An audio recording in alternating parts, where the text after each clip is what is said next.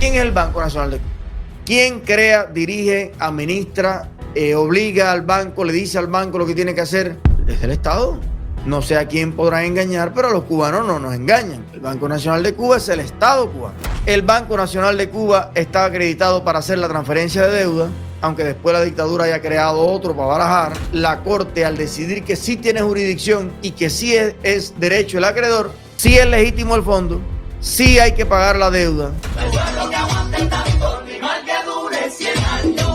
Ha salido la sentencia finalmente del Tribunal de Londres, donde hay una disputa entre los acreedores de la deuda que ha adquirido el Banco Nacional de Cuba por órdenes de Canel, de Raúl y de Fidel y de toda esa gente, de Fidel especialmente, porque es una deuda de los 90. Y bueno, la gran noticia del día es esta sentencia y las dos maneras en las que está siendo leída a nivel global.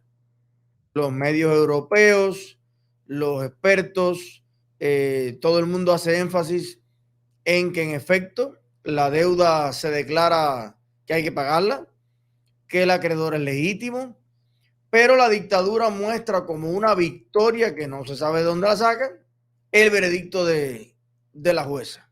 Hoy vamos a explicar, porque todo tiene sus luces y sus sombras, para los que queremos que la dictadura sea finalmente puesta en el banquillo de los acusados por descarados, por ladrones, por malversadores y todo eso. Hemos tenido, a mi juicio, una gran victoria el día de hoy, pero la victoria no ha sido completa como debería ser. Todo eso lo vamos a estar analizando, pero evidentemente es una gran derrota para la dictadura y una gran victoria para todos los que queremos que paguen por lo que le han robado al pueblo de Cuba y al mundo. Vamos a tener hoy a dos prestigiosos abogados que van a estarnos alumbrando, debatiendo esta sentencia, haciendo énfasis en los puntos principales. Bienvenido el señor Lores y bienvenido también el señor Alpizar. ¿Cuál es su apreciación general sobre este dictamen? Bueno, en esto me va a ayudar mucho Lores. Mira, yo lo que pienso, y siempre he dicho que yo nunca estuve muy al tanto de lo que estaba pasando, porque entiendo, yo fui abogado en Cuba y entiendo que perfectamente bien que todas las instituciones del Estado cubano están parasitadas por el Partido Comunista de Cuba, todas responden al Partido Comunista de Cuba, que es el único partido político permitido de acuerdo incluso a la reconstitución comunista del 2019. Por tanto, es una falacia pensar de que una institución bancaria, ya sea el Banco Nacional de Cuba o el Banco Central de Cuba, no sean propiedad e instrumento financiero del Partido Comunista de Cuba. Y ahí es donde fallaron, en mi entender, los abogados que estaban representando a este fondo que se legitimó debidamente como el deudor de la deuda que ellos han adquirido legalmente como poseedores en debido proceso, holders in due course de la deuda. Lo hicieron con los instrumentos legítimos para ellos y además creo yo, y ahí también falló en probar y establecer más allá de una duda clara y convincentemente los abogados del fondo que estaban representando de que el Banco Nacional de Cuba, al acreditar la legitimidad de la deuda y considerarlo al fondo que estaba demandando como los legítimos poseedores de esa deuda, fallaron en considerar que el Banco Nacional de Cuba no tenía la responsabilidad debida en colusión con el Estado cubano de considerar esta una deuda soberana por la que tendría que responder solidariamente el Estado cubano, el gobierno cubano, con todos los bienes y propiedades que tiene el Estado cubano, el gobierno cubano, dígase el Partido Comunista de Cuba. Ese es, en mi modesto entender, hasta donde no se llegó. Lo que dice la jueza en conjunto, muy sencillamente, que sí, este es un fondo que está legitimado para reclamar lo que pide, sí, la deuda es legítima, el deudor es el Banco Nacional de Cuba. Y el Banco Nacional de Cuba respondería con los activos del Banco Nacional de Cuba. Pero no puede el acreedor que gana este pleito exigirle pagos por la deuda y sus intereses más allá de los activos y la propiedad que tenga el Banco Nacional de Cuba. Esta entidad no se estableció, era parte solidaria de la responsabilidad como deuda soberana que esta debía ser por el pago de y este pago de la deuda se podía extender entonces a los activos del gobierno cubano. Ese es lo que yo entiendo del fallo. Lore me dirá si yo estoy en algún punto equivocado y entiendo cuál fue la falla procesal de los que ganaron, en definitiva, que es el fondo acreedor, que no, eso que ellos, los comunistas le llamaban el fondo buitre, porque ellos lo que tratan es denostar siempre al enemigo, y ahora se están anotando una victoria que yo digo que es pírrica, porque en el peor de los casos, el mejor entendimiento que tiene alguien que trabaja en el mundo de la finanza es que estos cabrones no se les debe prestar un kilo, Pero porque después no lo van a pagar. Y como no lo van a pagar, van a buscar todas las excusas posibles dentro de la ley para escapar al pago, que es lo único que han hecho. bueno, momentáneamente, porque ahora van, dice la demanda que van a la razón de fondo. O sea que al ya quedar bien acreditado el acreedor y el deudor, entonces dice que el próximo paso este es un proceso declarativo, donde se declara sí, quién es, quiénes son y qué pueden buscar. Ahora va a buscar de qué manera se va a hacer efectivo el fallo declarativo de manera ejecutiva, buscar la ejecución de la deuda. Ok, pero hay una cosa que usted mencionó que quiero resaltar. Técnicamente, ¿quién ganó el juicio? Entonces, cuando reviso las agencias francesas, inglesa, todo el mundo dice que el fondo le gana el juicio a Cuba, dicen ellos. Y yo le digo Banco Nacional de Cuba. Al Banco Nacional de Cuba. Correcto. Entonces, yo la parte que no logro entender, y ahí voy para Lores, es que toda la prensa oficialista de Cuba se levanta hoy diciendo ganamos, cuando en realidad perdieron. Ahora, que pudieron haber perdido más profundo, más rápido, con más implicaciones. O sea, si a ti te echan 10 años, perdiste. Si te pudieron haber echado 30, pero ya te están diciendo que en efecto tu banco es el que debe, este fondo que tú no lo querías es el que reclama y este tribunal es competente para atender el reclamo. Y ahora vamos a ver cómo es que tú vas a pagar. Pero la deuda la tiene el banco. No constituye deuda soberana. Y por tanto, a la hora de cobrar la deuda, no se le puede quitar otras cosas que tiene el Estado. Bueno, esto es una cuestión de hasta dónde, qué es lo que le van a quitar, qué no le van a quitar, pero el fondo del asunto lo pierde la dictadura. Entonces, Lore, digo yo, ¿cuál es su consideración? A ver. Mira, honestamente estoy de acuerdo con Alpizar. En este caso, lo que estaba buscando el fondo era que lo declararan acreedor legítimo para entonces luego ejecutar o proceder a cobrar ese préstamo que le debe Cuba, o por lo menos llegar a un arreglo de pago donde Cuba tenga que negociar con ellos e ir a la mesa de negociaciones. Si lo vemos desde ese punto de vista, definitivamente el que ganó fue el fondo, pues el fondo fue con toda razón acreditado como un acreedor, valga la redundancia, legítimo, pese a que hubo una asignación de préstamos de una parte a la otra. Si lo vemos de la parte que fue lo que habla el juez, que dice, ok, es un préstamo legítimo, pero el banco lo hizo en pos propia, o sea, lo hizo independientemente de Cuba, y es lo que habla Alpizar, y en lo que estoy de acuerdo. Desafortunadamente no es como quisimos, porque hubo un fallo donde, si lees la opinión, me encanta porque habla quién firmó, cuándo no firmó, con quién hablaron, con quién no hablaron, por qué lo hicieron. Incluso los argumentos principales, según lo que entendí yo de la orden final, es capacidad de asignar. Ok, pasamos el reglamento de asignar. Bueno, si lo asignamos, como nosotros no somos los que lo asignamos en este A esto me refiero a Cuba como tal. Nosotros no lo asignamos, el banco lo hizo aparte, por ende nosotros estamos inmunes bajo el ISA y no tenemos que pagar. Y el juez dijo, no. Aunque el banco lo haya asignado independientemente, el contrato fue asignado válidamente y por ende tú no estás exento por inmunidad. Tú tienes que irte de acorde a las reglas que establece el contrato, que si no me equivoco es las Islas Caimán.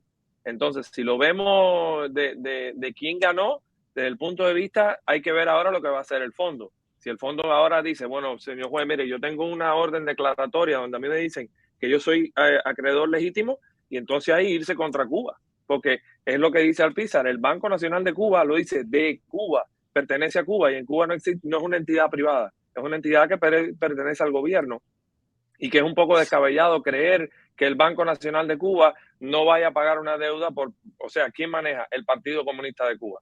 ¿De quién es el Banco? De Cuba. ¿Y de quién es Cuba? Del Partido Comunista. O sea, es un poco...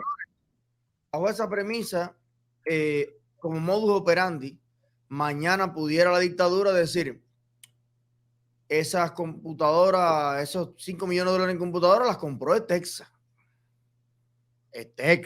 Ella, suya. La Unión de Ferrocarriles de Cuba le debe 6 locomotoras a Rusia. Pero ¿qué tenemos que nosotros ver con la Unión de Ferrocarriles de Cuba?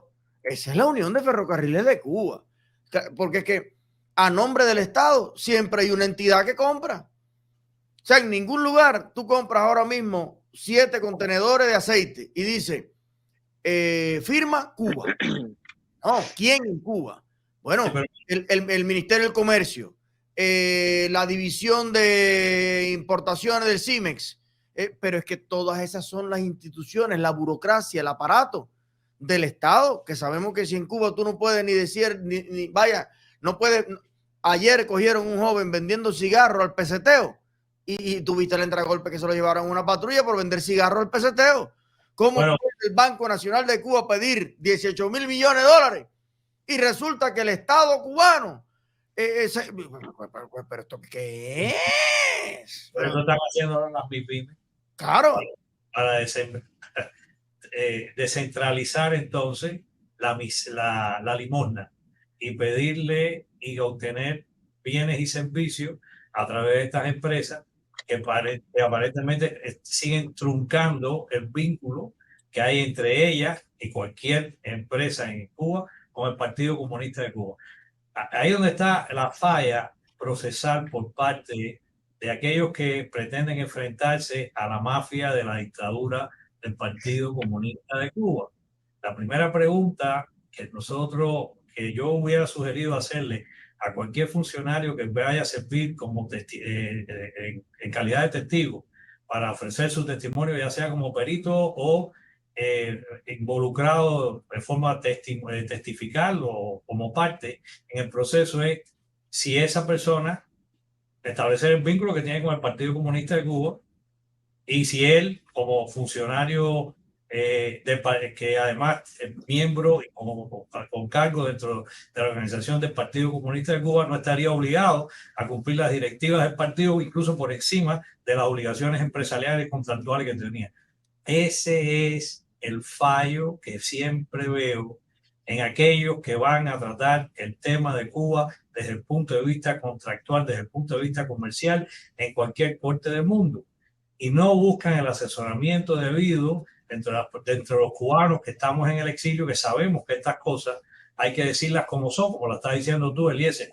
Por eso siempre falla, porque yo estoy convencido, por razones de conocimiento personal que no vienen al caso ahora a discutir, que la manera en que estaba describiendo el fondo en que se hizo la asignación de la deuda dentro del Banco Nacional de Cuba era el funcionamiento adecuado, normal, requerido, reglamentado y pactado dentro del Banco Nacional de Cuba. Sin embargo, ellos pudieron lograr desentenderse de que ese procedimiento era así, primero tratando de juzgar y sancionar por un delito inexistente a los funcionarios del banco que hicieron la supuesta transacción indebida de asignar la deuda debidamente en el debido proceso a este banco, a este fondo que estaba comprando la deuda. en un proceso normal de colección.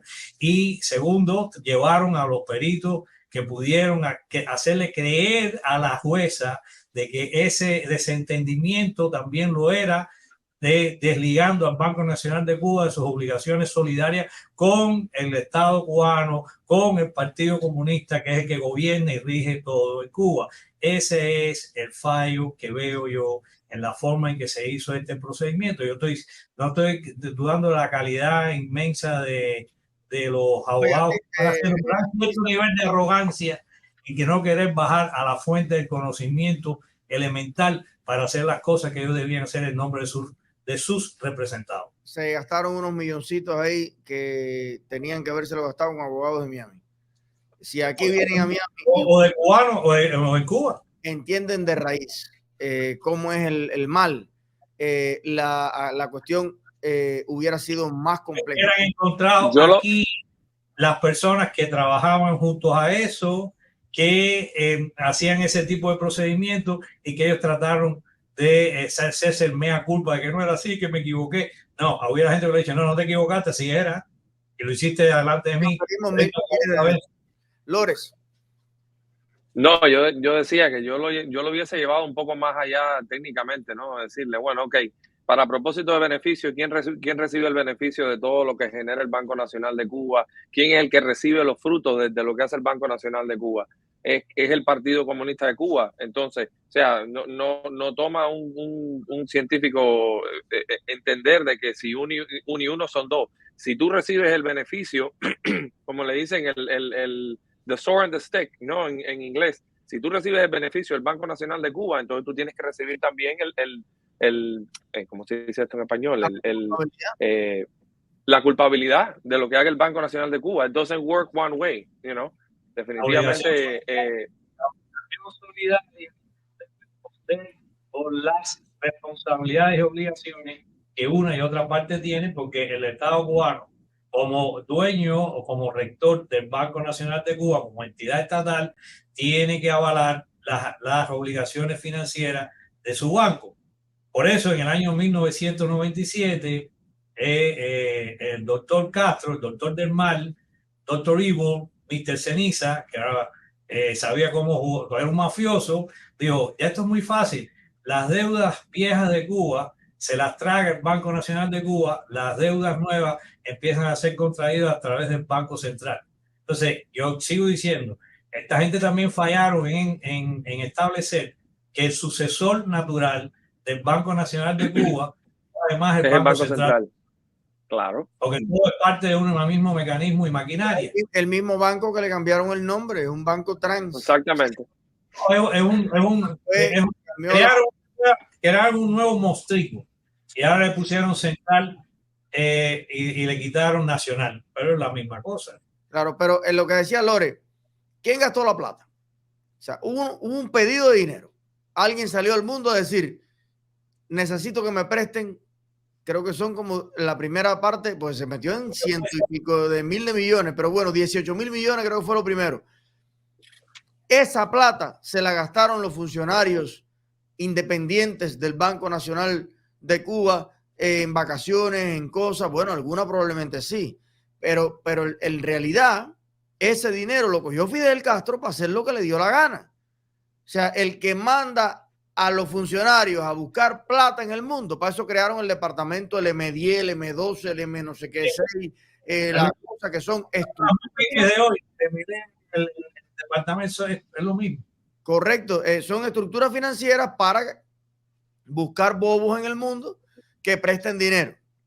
En aquel tiempo todavía, final de los 80, principios de los 90, que se estaba desmoronando la Unión Soviética, pero todavía había entidades en el mundo que veían a Cuba de una manera distinta y bueno, decían, está bien, vamos a prestarle la plata, pero yo me centraría en eso, dijo Lore, el beneficio del dinero endeudado, ¿a quién fue? ¿Cómo el Estado cubano se puede desentender de eso? Todo fue al Partido Comunista de Cuba que mantiene pero Londres boba.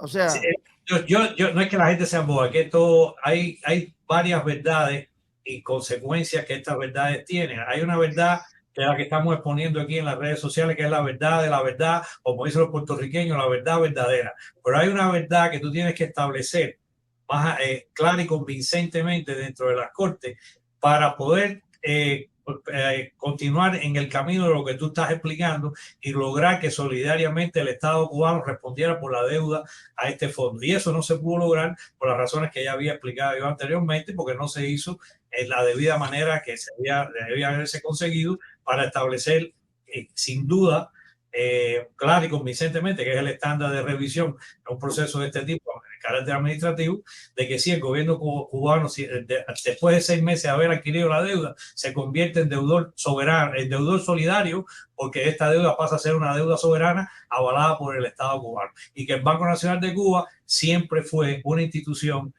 ha sido por más de 63 años una institución intervenida por el Estado cubano, que la intervino nada más y nada menos que el guerrillero heroico que hizo la infamia tremenda a los cubanos de firmar los billetes, el legal tender de nuestra moneda nacional con su apodo de Che.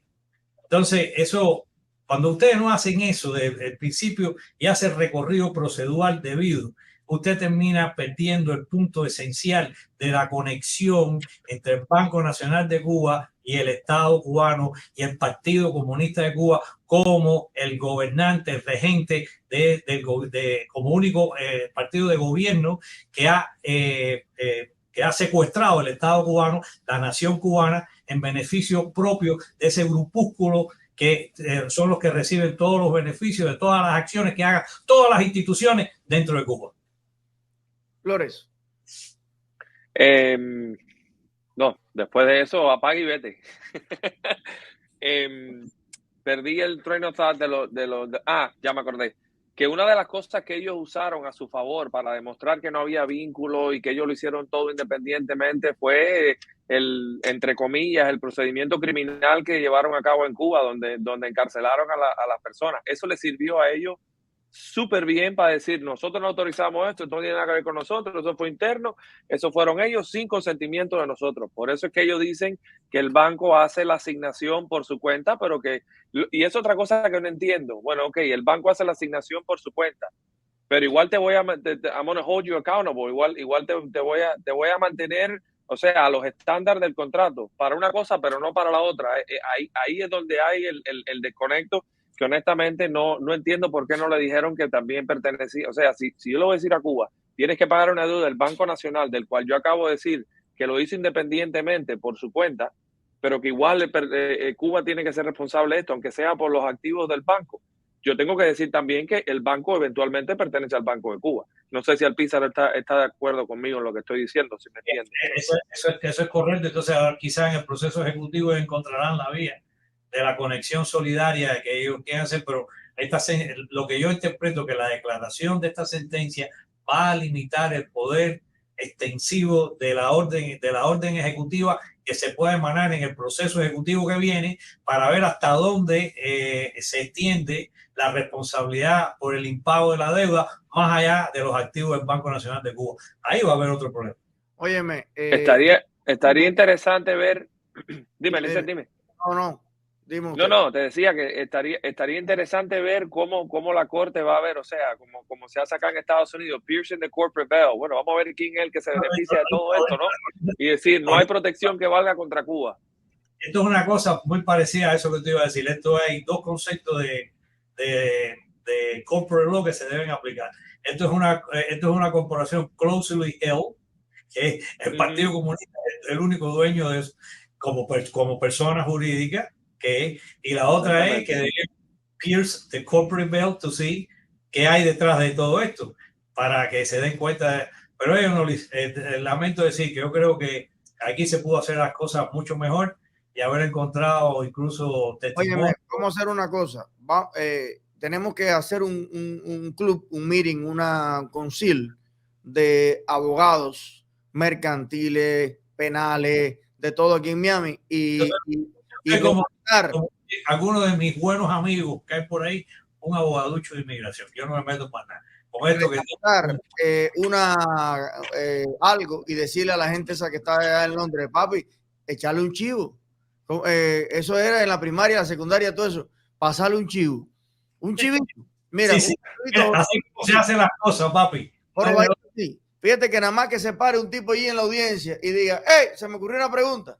Y dice, ah, carajo, ya que esto estaba cerrado. Y le diga, a ver, usted es el representante, pues fueron altos directivos del Estado cubano allí al juicio, y que le diga, oye, una preguntita. El beneficiario de ese dinero, el que recibió el dinero de la deuda,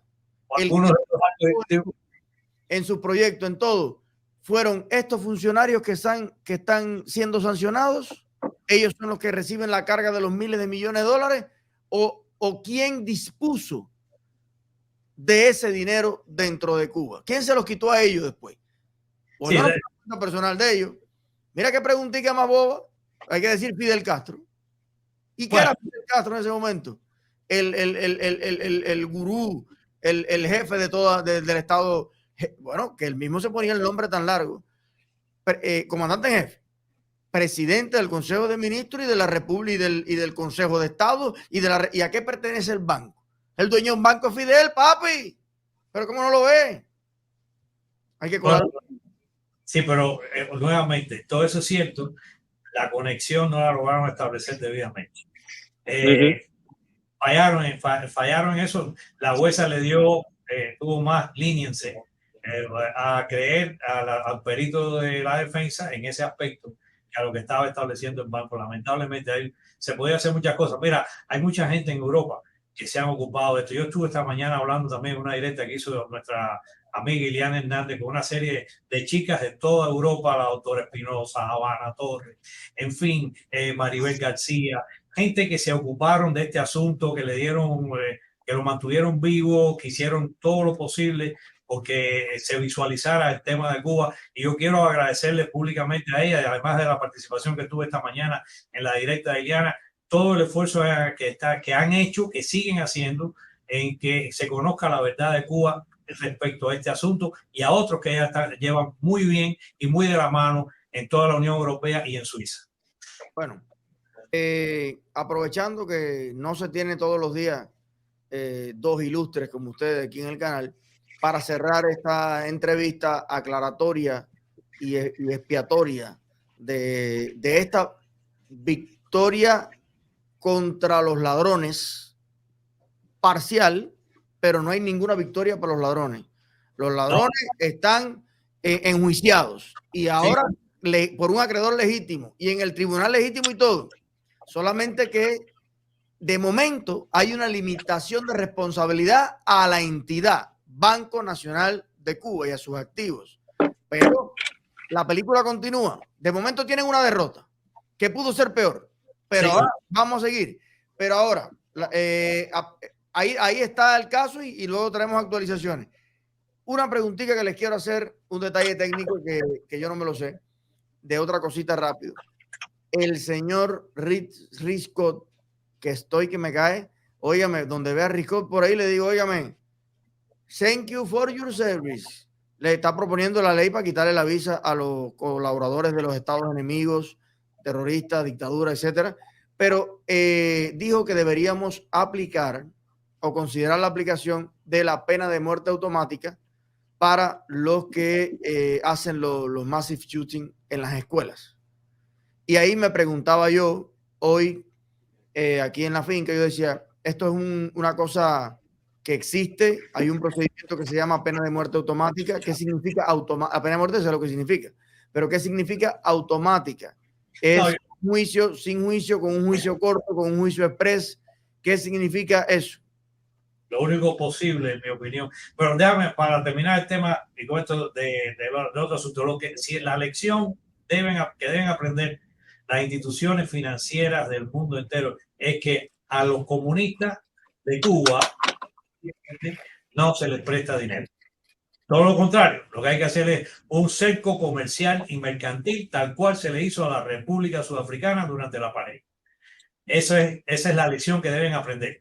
Ahora, en el caso de lo que me hablas de Rick Scott y sobre la pena de muerte automática, me imagino que lo que quiso decir el senador es que en todos los casos como eso, él pretende que haya una ley, creo que no va a ser posible que eso suceda, que en este caso, la fiscalía tenga como responsabilidad la de pedir en todos los casos que haya un tiroteo masivo y que haya bajas postales, pedir la pena de muerte al individuo. Pero a mí me parece que eso no es posible, eso no es razonable, no es legítimo y no va a pasar. Punto.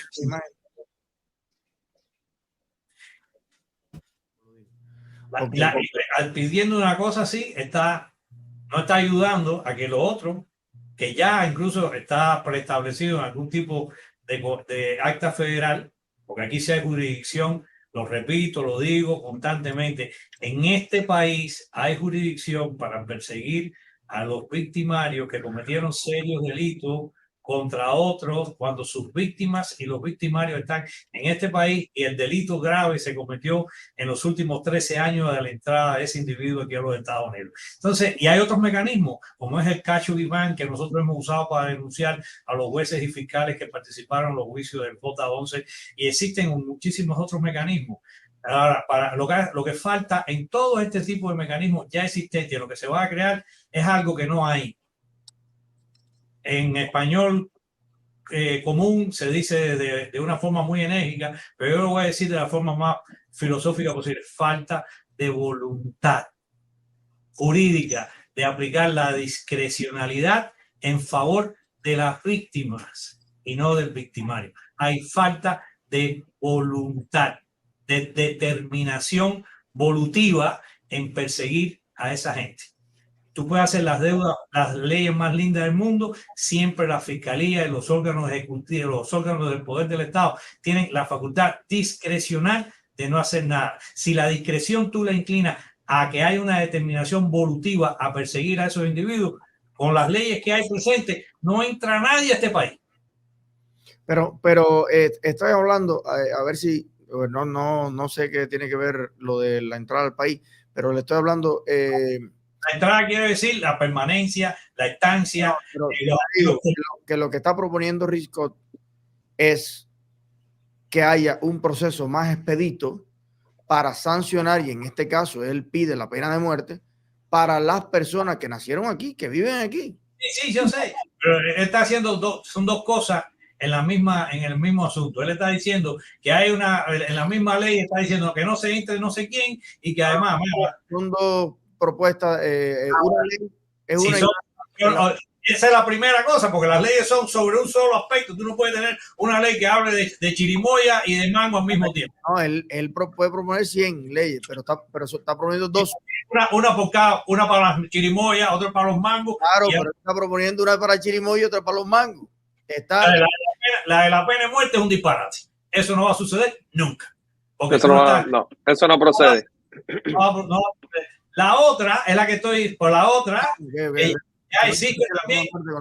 La otra que dice que no le den visa, no sé quién. Ya existe un montón de legislación federal que permite, a través de una denuncia efectiva, que un individuo no entre al país. Se llama Cacho Iván recientemente, se llama la propia ley migratoria, se llama el acta federal para la persecución de crímenes graves y de guerra en otros países donde hay jurisdicción aquí en los Estados Unidos, que a veces, tú sabes lo que pasa, cuando hablo que falta de voluntad también de las víctimas. Yo he hablado con muchísimas víctimas que dicen, fulano me hizo esto en Cuba.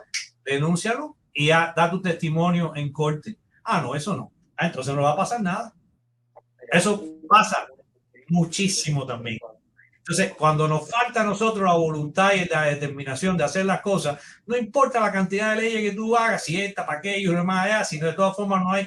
Mira, con el Cacho Iván, el Departamento de Estado, llama si tú quieras al Departamento de Estado. El Cacho Iván es aquel que permite al Departamento de Estado no darle visa a aquellas personas que cometieron serias violaciones de derechos humanos en contra de otros individuos en los países de origen, especialmente en aquellos delitos contra la libertad de expresión, porque estaban dándole honor y santificación al tema del descuartizamiento, el asesinato horrible del periodista saudí de apellido Khashoggi en la embajada saudí en Turquía. Y el presidente Biden no fue otro, nada más que nuestro querido y amable presidente demócrata Joe Biden en el año 21, en febrero 26, si mal no recuerdo, emitió esta orden presidencial, esa que misma utilizamos nosotros desde Cuba Demanda para denunciar a más de 27 jueces y fiscales para que no entren al país por haber participado en los juicios espurios de las personas que pacíficamente se mostraron el 11 de julio del 21 en Cuba. Y la respuesta del Departamento de Estado ha sido cero. No hay ni siquiera un individuo en el Departamento de Estado que sepa qué cosa es el Khashoggi Ban y cómo lo van a ejecutar. Falta de voluntad. Flores. Respecto a lo de la pena de muerte, no. A mí puede ser que creen algún tipo de lineamiento, algún tipo de discreción, de que, bueno, si es un mass shooting, ok, le hacemos el juicio, pero el juez puede empezar desde el punto de vista de sentencia, la pena de muerte. Pero así de entrada, de que un juicio expedito o algo donde no se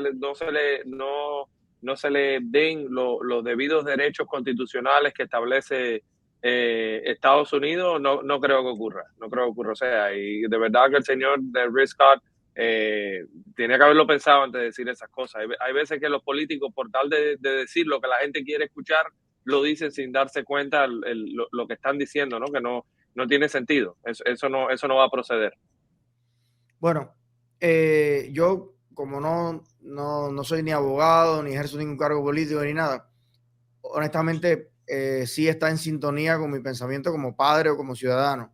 Yo no puedo entender que un tipo que cometió la masacre de Portland se esté masturbando en la cárcel con las fotos desnudas que le mandan del mundo entero. El otro día veía un documental, tiene novias en no sé cuántos países, porque hay un trauma, una cosa, que hay las mujeres que le gustan los presidiarios y los presidiarios asesinos. Son cosas locas. Y el hombre tiene el derecho a la correspondencia, el derecho a todo, y ahí está. Y dicen, no, está en una celda pequeña. Son 2 de phishing. De los que vive un trabajador aquí en Hialeah, para el tipo. Bonito, limpiecito, comida, desayuno, merienda, deporte. El hombre lo que pasa es que no puede andar por ahí por otros lados, pero está envejeciendo ahí, viviendo su vida, hasta televisión. Entonces, honestamente, yo creo que Estados Unidos, que también dicen que a momentos extraordinarios también hay que actuar extraordinariamente. Entonces, las cosas han sido de una manera, pero en los últimos años hay una tendencia. O sea, tú buscas, por ejemplo, cuántas masacres de esa naturaleza ocurrieron entre el 1902 y el 80. Y a lo mejor en todos esos años hubieron 2. El tema es que ahora hay 20 en 2 años. Entonces, hay que seguir con que el jurídico de la juría, la cosa, la jurídica, o hay que hacer algo. Y a mí me parece que enviar un mensaje claro en ese sentido, yo creo que sería apoyado hasta por la inmensa cantidad de estados, legisladores, todo lo que haga falta, para endurecer eso. Porque se meten 20 años haciendo un juicio. Ahí le dan la inyección. Y después, el tipo tenía 20 y lo ejecutan a los 77. Yo nunca he entendido eso, con honestidad. No sé por qué se demora tanto todo en esos casos. Pero bueno, tercera y última es que me la pide la gente. Lo de Trump, 1 y 1, breve. ¿Qué creen del procedimiento que se le está ejecutando a Trump? A mí me parece lo que, gracias, lo que lo dice la mayoría de los expertos, que esto tiene una trascendencia política más que cualquier otra cosa. Han usado la facultad discrecional de perseguir un delito en contra de Trump cuando hay otros delincuentes que han cometido delitos mucho más graves, en el supuesto caso de se considere lo que Trump pudo haber cometido alguno. Lo hacen en contra de Trump y no en contra de los otros delincuentes violentos. Vaya, por solo poner un tipo de analogía. Estamos convirtiendo este país en una república bananera. Flores. Exactamente. Mira, ahora mismo, si te das cuenta, estoy mirando, pues, lo tengo por la mañana prendido. Está compareciendo en corte ahora mismo, fue arrestado. Está en lo que le llaman el arraignment, la audiencia luego del arresto. 34 cargos, aparentemente falsificación de documentos, conspiración para usar dinero para callar a las dos mujeres, entre ellas Stormy Daniels. Pero honestamente yo creo que es una falta de respeto, y lo dije ayer, es un precedente muy peligroso para Estados Unidos, y 100% de acuerdo con Alpizar, estamos convirtiendo a Estados Unidos en una república bananera. ¿Y qué se puede hacer? Bueno, ¿Qué se puede? Lo primero que hay que hacer es que tratar de, Loren con esto estará muy de acuerdo, cumplimentar el debido proceso, y para eso Trump tiene un grupo de abogados expertos que son que saben lo que tienen que hacer, y que considere que debe entretener la idea de apoyar el procedimiento en la defensa de Trump, que lo haga, porque está defendiéndose a sí mismo, porque lo que está pasando con él no puede pasar mañana en contra de cualquiera de nosotros. Pero él está allí con su abogado, ¿no? Sí. Sí.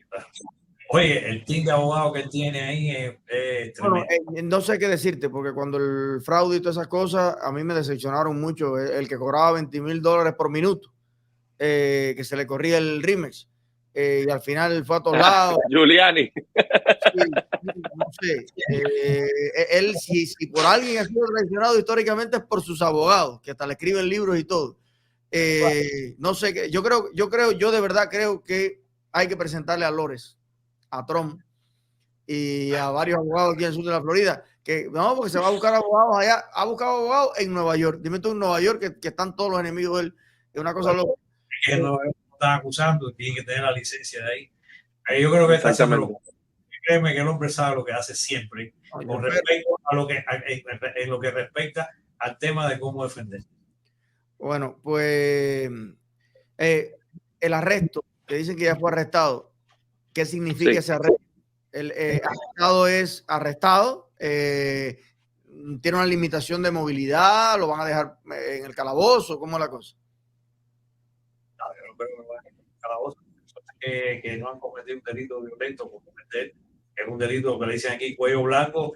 A la mayoría ni siquiera le ponen una fianza, ni ningún tipo de restricción, para que no sea de acudir a todas las pistas y procedimientos del proceso penal en que se encuentra.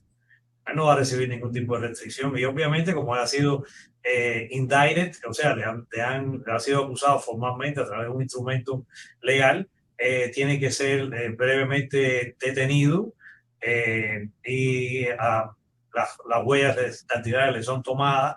A lo mejor creo que en este caso están evitando, como una figura pública, tomar el mugshot, que me parece que sea muy falta de indignificante en la figura que representa a la presidencia del país. Él es un expresidente del país, y inmediatamente después que está el procedimiento natural, necesario, imprescindible, que se hace contra todas las personas que reciben este tipo de instrumento de acusación legal, como es el indictment o una información, que son las maneras de acusar formalmente a un individuo en los Estados Unidos, inmediatamente después se proceda a su completa liberación, con las limitaciones propias del proceso: asistir a todas las vistas, responder a todos los requerimientos legales del proceso, y fuera de eso ninguna otra cosa. Haga usted las cuestiones, doctor Lores.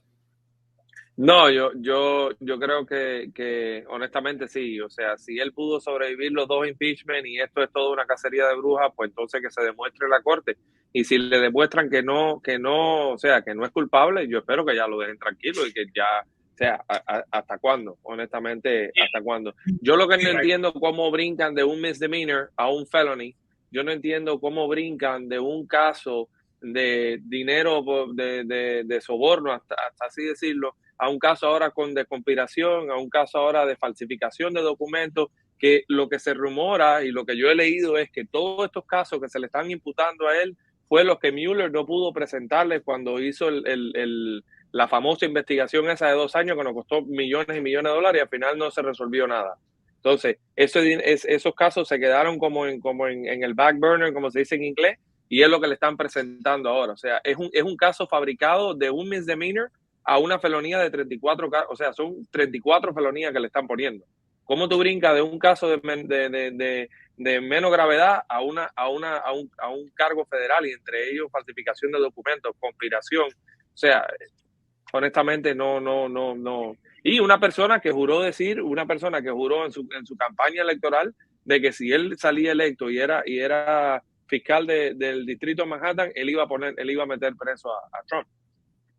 Ya vivimos en un país ahora mismo donde te dicen que viene el lobo, que la gente se va a morir, la gente lo está aplaudiendo, la gente no se está dando cuenta de lo mal que está el país, honestamente. Y en caso de que sea, porque estamos en Nueva York, puede pasar cualquier cosa. Toda esa gente va a ser de Nueva York allí, los que deben decir, y si lo declaran culpable de cualquiera de esos cargos y le dan una sanción, la que fuere, ¿puede correr para presidente? Sí. Sí. Sí, claro. Lo pueden elegir. Lo mismo que pasó con Lula da Silva en Brasil. Pero no se supone que si al momento de presentarse a la campaña está... O que esté preso y eligen, sale. Ok, yo pensaba que si tenía una sanción penal, una cosa, no. Lo que no puede es votar. Él no podrá votar por sí mismo. No puede participar en las elecciones, pero sí puede ser elegido. No. Tú puedes, oye, tú no viste la boleta que tú puedes poner en la boleta a quien tú quieras. La próxima vez piensa el nombre tuyo. Puedes poner el nombre de tú mismo. Imagina que salga yo contabilizado en el conteo nacional y se cogió un voto. El mismo. La única razón es que como nosotros no nacimos aquí, no tenemos la posibilidad de ser presidente del país. Óigame. No, incluso hay un senador o un representante, no me acuerdo de qué estado fue, que él ahora mismo está sirviendo en el Congreso y él es preso, él es convicted y a él lo eligieron en el Congreso, trabaja en el Congreso. Sí, como no, yo creo que hay un ex alcalde de la ciudad de Baltimore también que está en esa situación. Que el otro día dio una entrevista interesante en la Radio Nacional y hablaba de esto. Y dice, bueno, mira, sí, está bien. Si estas cosas se van a pasar aquí en Estados Unidos, que pasen. Ya tenemos el recorrido completo en aquí como, y repito, Lula da Silva, que hasta desde preso estuvo cumpliendo sanción y ahora lo reeligen allá. Sería aquí el caso análogo a ese, aunque las consecuencias y la política que cada uno promueve, en este caso Trump y Lula da Silva, son completamente disímiles y diferentes, pero tienen un punto en común, que pudieran estar ambos siendo procesados, quizás ambos siendo sancionados, en el caso que llegue a Trump correr con la tan pésima, peor suerte de que eso le pudiera pasar a él. Y entonces después ser elegido de todas maneras como presidente de los Estados Unidos. Entonces es posible. Estamos viviendo tiempos únicos y excepcionales. Sé que hay una progresión hacia el incremento de la penalidad, o sea, del uso del derecho penal como forma de control de la sociedad, con lo cual yo estoy completamente en desacuerdo, pero es el mundo en que vivimos y tenemos entonces que establecer nuevas pautas de comportamiento y de defensa de las actitudes agresivas, selectivas, como dice Chris Rock, el selective outrage de los políticos en contra de aquellos que no le hacen el juego o que tienen ideas contrarias y distintas a las que ellos promueven. En definitiva, siempre es al final de la historia va a ser lo que cualquier sociedad necesita. Salus populis suprema lex esto. La salud del pueblo es la suprema ley. Cuando se dice salud pública, no es que uno se sienta bien, sino el bienestar social es la ley suprema de cada sociedad. Y eso es lo que al final se va a imponer. Bueno, pues yo le agradezco a ambos su presencia en el programa más instructivo de las redes sociales y más serio y más aseado y vamos con una florecita entre nuestras manos. Y siempre son muy bienvenidos. Ha sido muy aclaratoria la conversación con ambos. Tenemos que cuadrar una cena o algo ahí porque ya envidia que no, que yo cené con Lore, el otro no, que con Alpizar que me... Ahí me fui a almorzar con tu amigo Darwin. Eso me dijo. Yo comí con él el sábado. Dice, oye, los abogados son de buen comer, ambos. Gracias, muchachos. Un abrazo fuerte, chao. Hasta luego, Eliezer. Abrazo. Gracias por este tiempo.